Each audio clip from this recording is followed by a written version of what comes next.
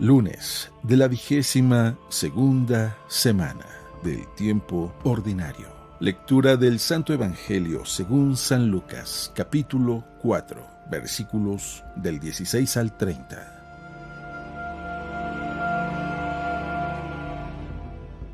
En aquel tiempo Jesús fue a Nazaret, donde se había criado. Entró en la sinagoga como era su costumbre hacerlo los sábados y se levantó para hacer la lectura. Se le dio el volumen del profeta Isaías y lo desarrolló y encontró el pasaje en que estaba escrito: El Espíritu del Señor está sobre mí porque me ha ungido para llevar a los pobres la buena nueva, para anunciar la liberación a los cautivos y la curación a los ciegos, para dar libertad a los oprimidos y proclamar el año de gracia del Señor. Enrolló el volumen, lo devolvió al encargado y se sentó. Los ojos de todos los asistentes a la sinagoga estaban fijos en él. Entonces comenzó a hablar diciendo: Hoy mismo se ha cumplido este pasaje de la Escritura que ustedes acaban de oír. Todos le daban su aprobación y admiraban la sabiduría de las palabras que salían de sus labios y se preguntaban: ¿No es este el hijo de José? Jesús les dijo: Seguramente me dirán aquel refrán: Médico, cúrate a ti mismo y haz aquí en tu propia tierra todos esos prodigios que hemos oído que has hecho en Cafarnaúm. Y añadió: Yo les aseguro que nadie es profeta en su tierra. Había ciertamente en Israel muchas viudas en los tiempos de Elías, cuando faltó la lluvia durante 3 años y medio y hubo un hambre terrible en todo el país. Sin embargo, a ninguna de ellas fue enviado Elías, sino a una viuda que vivía en Sarepta, ciudad de Sidón. Había muchos leprosos en Israel en tiempos del profeta Eliseo. Sin embargo, ninguno de ellos fue curado sino Naamán, que era de Siria. Al oír esto, todos los que estaban en la sinagoga se llenaron de ira y levantándose, lo sacaron de la ciudad y lo llevaron hasta una barranca del monte sobre la que estaba construida la ciudad para despeñarlo. Pero él, pasando por en medio de ellos, se alejó de allí. Palabra del Señor. Muy buenos días. Dicen los expertos que las primeras horas del día, incluso algunos dicen que los primeros minutos del día son los más importantes porque dependiendo de con qué actitud te vistas, es como vas a vivir el resto del día. Por eso es importante que desde que amanece, desde que nos despertamos, podamos darle gracias a Dios por el nuevo día, tener esa actitud de agradecimiento que nos abre la capacidad de poder disfrutar. Alguien que no agradece es alguien que es mal agradecido. Incluso pudiéramos nosotros decir que lo que también nos da la capacidad de agradecer es vivir en el momento, vivir en el presente. Estar conscientes de lo que estamos viviendo justo en este momento nos ayuda a poder saborear y a darnos cuenta de que estamos en un gran privilegio, de que somos bendecidos por Dios continuamente. El Evangelio el día de hoy es un Evangelio largo, lo quiero leer todo porque voy a usar algunas partes del movimiento que tiene. No me voy a detener tanto en las frases, sino más bien en las situaciones que sucede.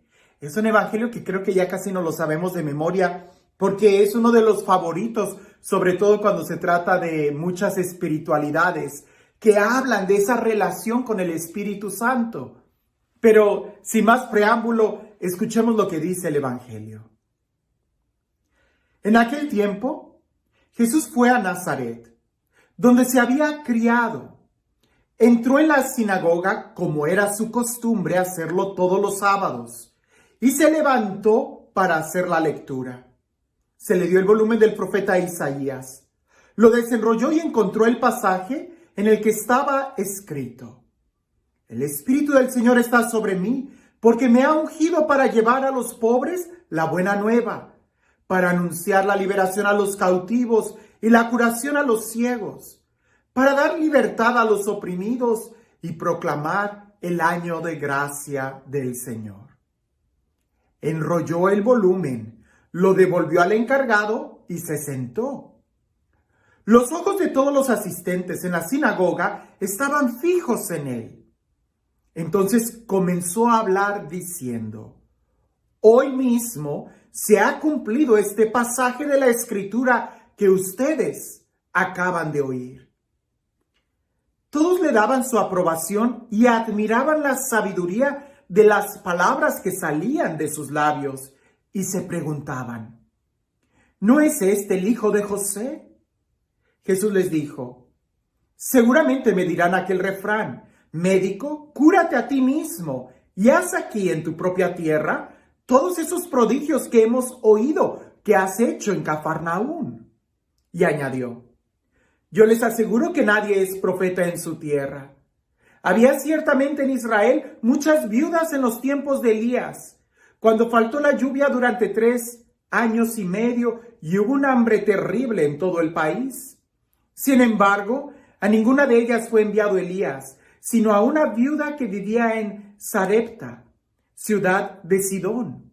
Había muchos leprosos en Israel en tiempos del profeta Eliseo. Sin embargo, ninguno de ellos fue curado sino Naamán, que era de Siria.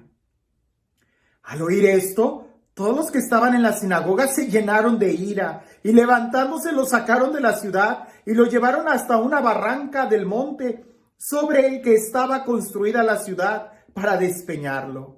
Pero él, pasando por en medio de ellos, se alejó de allí. ¡Qué texto tan profundo!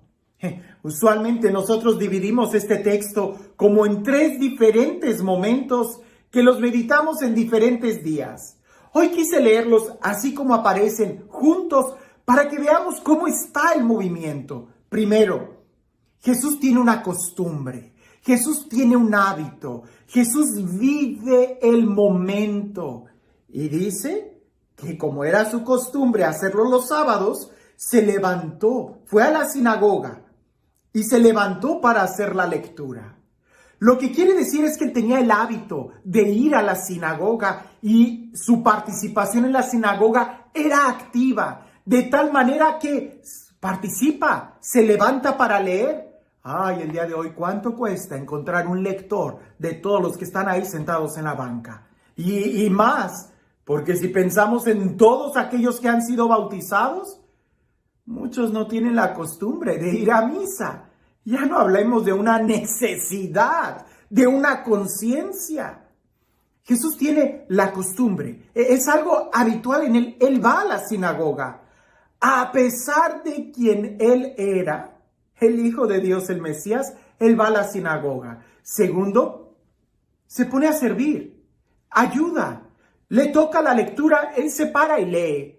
Tercero, que es lo más importante, cuando todo el mundo se le queda viendo, porque era el momento en que él tenía que compartir algo, todo el mundo se le queda viendo y Jesús dice: hoy se ha cumplido este texto. El texto hablaba de las características del Mesías, del ungido. El Espíritu me ha ungido para. Y resulta que para estas características que menciona el texto, Jesús ya las estaba viviendo. Hoy se ha cumplido. De tal manera que la gente reconoce que él en Cafarnaúm ya había hecho muchos milagros. Ya había hecho precisamente eso, anunciar, predicar. Jesús no es alguien a quien se le tiene que estar diciendo: oye, te toca predicar, oye, ve y a tal pueblo. Jesús dice: hoy se ha cumplido. Pudiéramos nosotros decir que es alguien que hace la tarea a tiempo. Y ahí él no dice: hermanos, hay que predicar el año de gracia. Hermanos, hay que ir y sanar a los oprimidos, liberar a los cautivos. Hermanos, hay que pedirle a Dios que dé vista a los ciegos. Él ya lo hacía. Hoy, dice Jesús, se ha cumplido. Y todo el mundo lo empieza a admirar, pero también empiezan a cuestionar. Usualmente los que no trabajan son los que empiezan a tratar de desacreditar el trabajo de aquellos que sí están realizando, que están trabajando. Y Jesús empieza a decir: seguramente me van a decir lo mismo. Médico, cúrate a ti mismo y haz aquí lo que has hecho allá.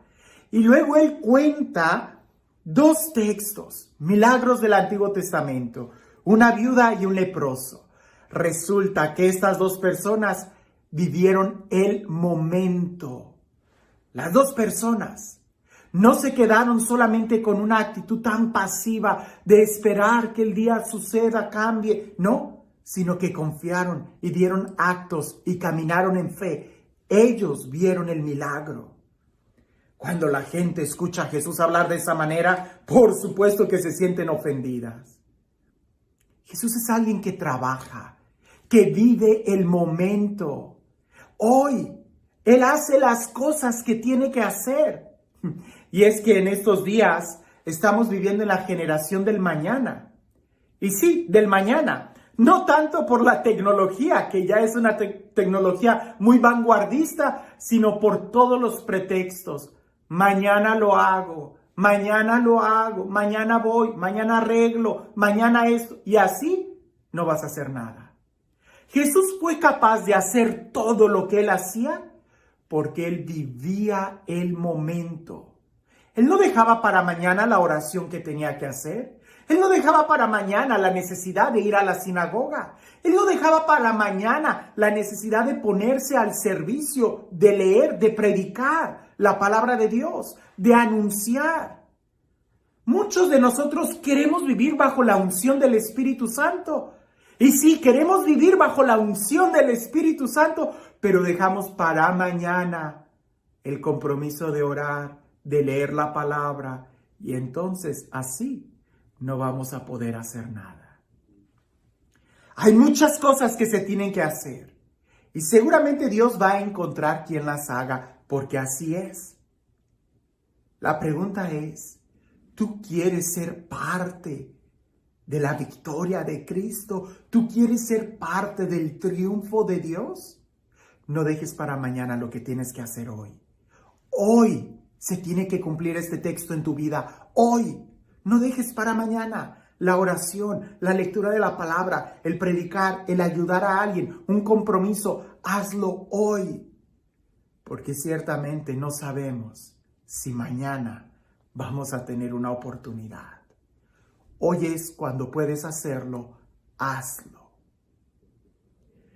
Y este Dios, el Dios del amor, el Dios de la vida, el Dios de la paz, el Dios de la resurrección, el Dios del tiempo, el Dios que pronuncia su palabra creadora sobre nosotros, que sea Él quien el día de hoy te bendiga. En el nombre del Padre, del Hijo y del Espíritu Santo.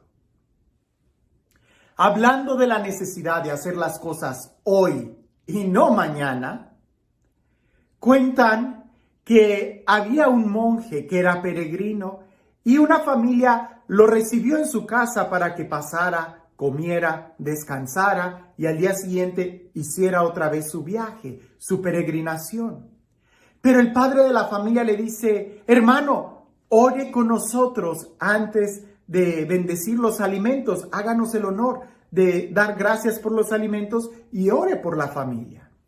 Aquel monje dice, con mucho gusto, y él pasa la mirada a la familia y empieza a orar de la siguiente manera. Que se muera primero el abuelo, después que se muera el padre, después que se muera el hijo y al final que se muera el nieto. Amén. Claro que todos en la mesa voltearon a verlo y le dijeron, oye, ¿esa es la forma en cómo agradeces? ¿Hablando y orando sobre la muerte? Y el monje dice, pero yo pudiera decir muchas cosas y pedir tantas cosas, pero lo cierto es que no sabemos cuándo vamos a morir. Y yo creo que a todos ustedes les conviene morirse en el orden que he dicho.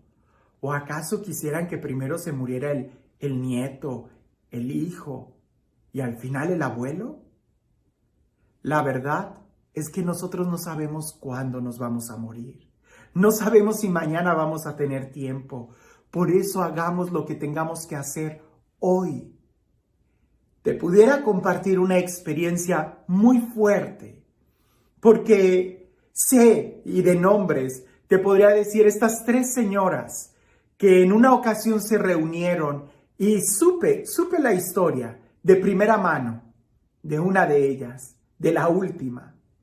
Resulta que una de ellas se enfermó de cáncer y le platicó a las otras dos amigas que se reunían periódicamente a tomar el café. Y las otras dos amigas se portaron cortésmente con ella, pero tú sabes que en unas situaciones de ese tipo no sabemos qué decir.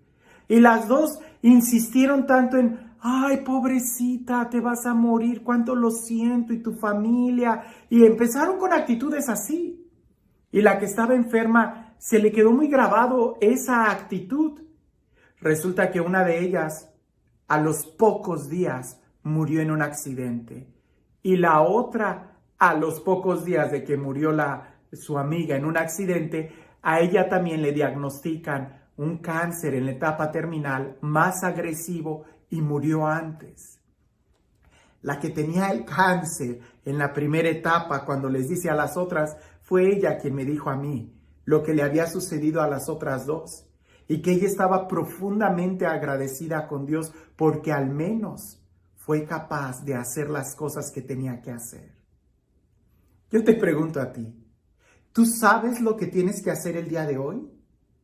No lo dejes para mañana, porque es hoy cuando puedes hacerlo. Que tengas un excelente día.